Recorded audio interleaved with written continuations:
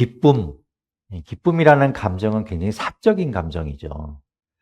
개인적인 감정이라서 누구에게는 기쁜 일인데 또 다른 누구에게는 그 일이 기쁘지 않은 일이 되기도 해요.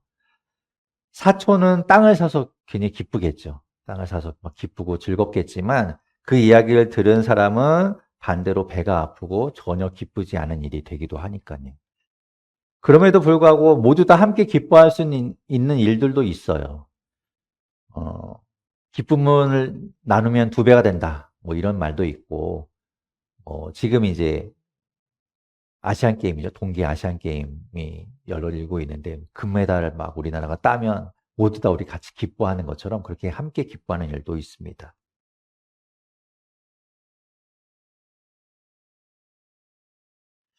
기쁨을 주는 사람, 오늘 제목인데요. 어쩌면 우리 모두가 다 기쁨을 주는 사람이 되고 싶지 않을까라고 생각이 들었습니다. 누군가에게 내가 기쁨을 줄 수 있다면, 그러면 그 인생 참 보람된 인생이고 잘 사는 인생이 아닐까 이런 생각이 들었어요. 가끔 TV에서 보면 이제 코미디언들이 자기 이야기를 하면서 어쩌다가 왜 코미디언이 되었습니까? 라고 이야기하면 어렸을 때부터 다른 사람을 즐겁게 해주고 다른 사람을 기쁘게 해주는 일이 너무 좋아서 이 일을 시작하게 됐고 지금도 그 일을 한다는 것 때문에 참 기쁩니다. 행복합니다. 라는 이야기를 하고는 하지요. 기쁨을 준다는 것, 가치 있는 일이구나, 좋은 일이구나 이런 생각이 들어요. 오늘 이야기의 주인공은 세례 요한입니다. 여러분 세례 요한 많이 들어보셔서 잘 아실 텐데요. 세례 요한 하면 떠오르는 여러분이 가지고 있는 이미지, 세례 요한에 대한 생각들이 있을 거예요. 예수님이 오실 길을 예비하는 사람, 그리고 예수님에게 세례를 베풀었던 사람이기도 하지요. 그리고 광야에 살았어요. 광야에서 낙타털로 된 옷을 입고 메뚜기와 석청을 먹으면서 지냈던 사람. 뭐 이런 여러 가지 이제 이미지가 떠오르실 텐데 제가 그동안에 상상했고 그리고 있었던 세례 요한의 이미지, 세례 요한이 이런 사람이겠구나라고 생각했던 그 이미지와 오늘 이야기하려는 이 기쁨과는 좀 거리가 멀다고 저는 생각했었어요. 세례 요한은 왠지 좀 깐깐한 사람일 것 같고 그리고 좀 때로는 무서울 것 같기도 하고 누구 앞에서도 주눅들지 않고 바른 말을 탁탁 할 수 있는 그런 사람. 그래서 어떻게 보면 대쪽 같은 성격을 가진 그런 사람이겠구나라고 저는 상상하고 있었기 때문에 이런 사람이 기쁨이라는 이미지와 연결이 될까? 저는 잘 안 되더라고요. 그런데 오늘 본문을 묵상하다가 오늘 본문 안에서 세례 요한이 기쁨을 주는 사람이라는 그 말씀이 다가와서 좀 놀라기도 했습니다. 세례 요한이 기쁨과 연결이 된 사람이구나.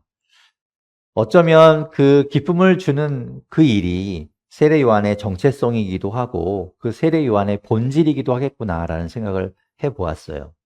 그것은 그동안 제가 발견하지 못했던 사실이기도 하죠.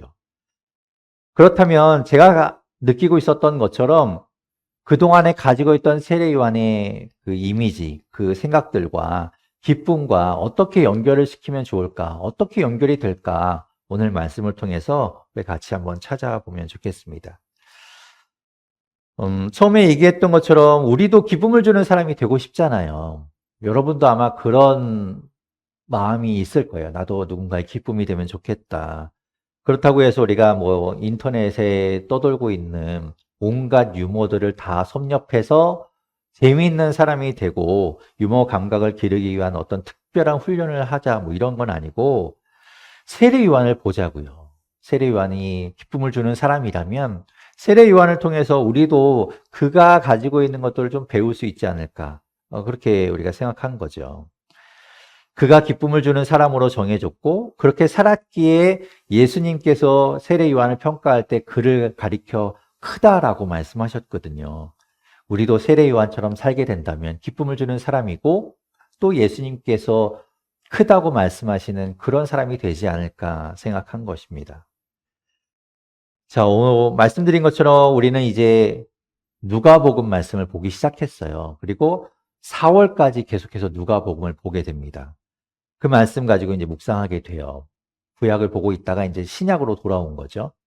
복음서가 이제 4개의 복음서가 있고 복음서마다 특징들이 있긴 하지만 이야기를 진행하는 방식이 각각 다르긴 한데 이 누가복음은 좀 독특하게도 길어요. 이야기를 좀 길게 합니다. 그 대신에 좀 자세하게 이야기하죠. 그래서 이 복음서들 가운데서도 누가복음을 보면 그동안에 다른 복음서에서 보지 못했던 이야기들 또 놓치고 있던 것들을 좀 발견하게 되기도 하는 것 같아요. 아마도 이 복음서를 기록한 누가가 의사라고 알려져 있기 때문에 그가 어떤 지적인 배경 가운데 서술하는 방식이 좀 더 자세하고 섬세하게 기록된 것이 아닌가 이렇게 볼 수도 있을 겁니다. 덕분에 우리는 이제 누가복음 보면서 숨겨져 있던 다른 복음서에 나타나지 않던 세례 요한의 자세한 이야기와 또 예수님의 어린 시절 뭐 이런 것들을 우리가 볼 수 있게 된 것이죠. 자, 오늘 이야기하려는 세례 요한, 이 사람은요, 예수님보다 6개월 먼저 태어난 사람입니다. 세례 요한이라고 계속해서 제가 이야기하고 있는데, 요한이라는 게 이름이고, 그 앞에 있는 세례라는 건 그가 세례를 주던 요한이었기 때문에 이제 이렇게 부르는 거예요. 왜냐하면 예수님의 제자 중에도 요한이 있는데, 동일한 이름을 갖고 있으니까 헷갈릴 수 있어서 이제 세례 요한. 또 예수님의 제자였던 요한은 사도 요한 이렇게 이제 구분해서 부르는 것이죠. 이 세례 요한은 레위 지파였습니다. 그의 아버지가 오늘 본문에 나왔던 것처럼 사가랴라는 제사장이었고 그의 어머니는 엘리사벳이라는 여인이었어요. 그 사가랴, 예, 오늘 맛있는 거 사가랴 할 때 그 사가랴는 예루살렘 성전에서 제사를 섬겼던 사람인데요. 레위 지파였던 이 제사장들은 전체가 이제 24개 조로 나뉘어져 있었습니다. 레위 지파는 24개 조로 나눠서 그 각각의 조가 일주일 동안 그 성전에서 일을 하고 그리고 나서 이제 또 다른 조가 이제 돌아가게 되고 그러다 보니까 1년에 2번 성전 봉사를 하게 되겠지요. 한 조를 이제 반열이라고 보통 이제 성경에서는 불러요. 그래서 그 처음에 이제 24개 조를 나눌 때, 24개의 반열을 나눌 때에 대표했던 인물의 이름을 따서 누구누구 반열 이렇게 부릅니다. 이 사가랴는 아비야 반열에 속했던 사람이고요. 아비야 반열은 8번째 반열에 속합니다. 그 이야기가 이제 역대상 24장에 보면 나와요. 이제 뭐 제사장들의 이름들과 그 반열이 뭐 누구고 몇 개에 나눠져 있고 어떻게 일을 해야 되고 이런 것들 자세하게 역대상 24장에 보면 나오고요. 오늘은 이제 그 이야기를 생략하고 이제 그렇다라는 것만 말씀드리고 각 반열은 말씀드린 것처럼 1년에 2번 성전에서 이제 일을 하게 되는데 한 반열에는 제사장이 대략 500명 이상이 속해 있었습니다. 그래서 이제 그들이 성전에 있는 여러 가지 일들을 다 담당했죠. 그렇게 일들을 하는데 하루에 2번 제사가 드려집니다. 아침에 1번, 저녁에 1번 제사가 드려지게 되는데 그 중에서도 법궤가 놓여 있는 곳이 이제 지성소라고 부르는 성전의 가장 안쪽 깊숙한 곳에 있는 곳이었고 그 지성소 바깥에 있는 곳이 이제 성소라고 부르는 공간이었어요. 그 성소에는 하나님께 드리기 위한 진설병이라는 빵이 놓여 있고 또 초가 켜져 있고 분향단이 놓여 있는 곳이었습니다. 그런 그 성소 안에 이제 제사 때마다 들어가서 향을 피우는 일을 하게 되는 제사장은 제비를 뽑아서 그 일을 하게 되었어요. 그러니까 뭐 500명이 넘는 사람들 가운데 제비 뽑아서 이제 일을 하게 되니까 쉽지 않죠. 어떤 사람은 평생 한 번도 그 성소 안에 들어가 보지 못한 제사장도 있었을 겁니다. 그런데 사가랴가 그 제비를 뽑아서 이제 성소 안에 들어가서 향을 피우는 일을 하게 된 거예요. 밖에는 이제 제사에 참여하기 위해서 온 백성들이 이제 성전 안에 들어오지 못하고 성전 바깥에 있는 뜰에서 이제 다 모여 있고 이제 거기에서 하나님 앞에 이제 함께 기도하고 제사를 드리고 있고 사가랴는 성소 안에 떨리는 마음으로 들어가서 향을 피우는 일을 하게 된 것이죠. 처음 그 성소 안에 들어가니 그 거룩한 공간 안에 들어간다는 건 굉장히 떨리기도 하고 긴장되고 그리고 두근두근 되면서 아주 조심스러운 일이었을 거예요. 그 휘장을 열고 성소 안에 들어가면 그곳이 뭐 촛불 몇 개 켜 있는 곳이니까 아주 그렇게 밝다고는 할 수 없고, 그 안에 들어가서 분향단, 들어가자마자 정면에 있는 분향단에 이제 향을 피우게 되는데, 조심 다가가서 이제 향을 피우려고 하는데, 그 분향단 오른쪽에 누군가가 서 있는 거를 사가랴가 보게 됩니다. 얼마나 놀랐을까요? 사가랴는 아마 비명을 질렀을 수도 있어요. 비명도 안 나왔겠네요. 깜짝 놀라서 이제 뭐 숨이 멎었을 정도였을 테니까. 그렇게 이제 놀라서 있는데, 그가 생각했겠죠. 이게 누굴까? 사람이 그 안에 있을 수는 없잖아요. 뭐, 우리가 보았던 영화 기생충처럼 거기에 누군가 살고 있는 것도 아니고, 거기에 서 있는 게 누굴까? 그가 잠깐 정신을 차리고 생각했겠죠. 천사구나.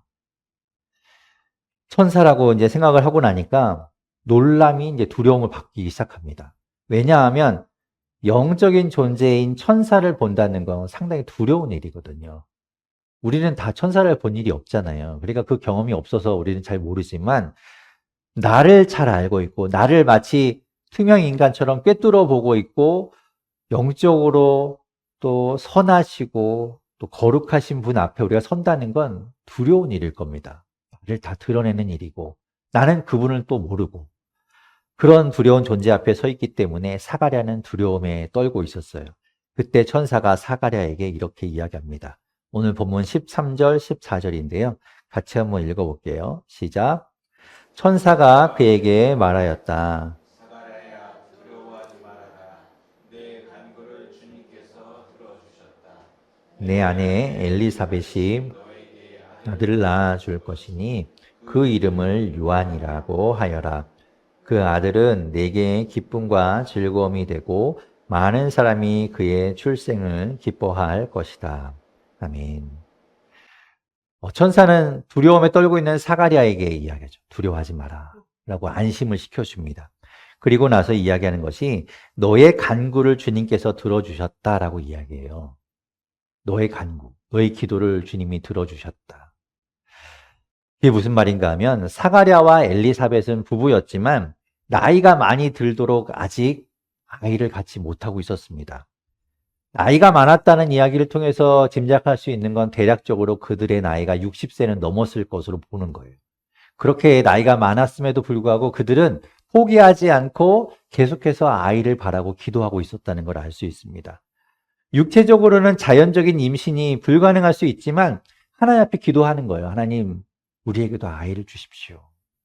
그런데 하나님께서 그 기도를 들으셨고 듣고 계셨고 그 기도에 응답을 주셨다는 거예요. 그 응답이 아들 곧 요한이라는 겁니다. 요한이라는 이름의 뜻은요, 구약에서 온 이름인데요. 구약에 보면 요하난이라는 이름이 있는데 그 이름이 이제 요한으로 온 거예요. 그 이름의 뜻은 여호와는 은혜로우시다. 그에게 여호와는 은혜로우시다, 이런 뜻입니다. 하나님이 기도를 들으시고 은혜를 베푸셔서 태가 끊어진 그들에게 아들을 허락하셨다라는 거예요.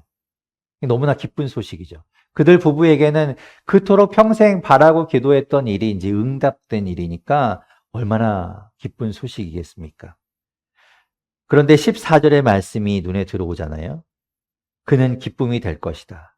그는 기쁨을 줄 것이다 라고 말씀하고 있는데요. 이미 그는 기쁨을 주는 사람으로 정해져 있는데, 말씀드린 것처럼 사가랴와 엘리사벳에게는 기쁨이 당연히 되겠죠. 평생 기도했던 응답이니까. 첫 번째로 너에게라고 말씀하시면서 기쁨을 줄 것이다. 이건 당연해요. 그렇게 바라던 아들. 이건 따로 설명하지 않아도 짐작할 수 있죠. 얼마나 기뻐했을까? 얼마나 큰 기쁨이 되었을까?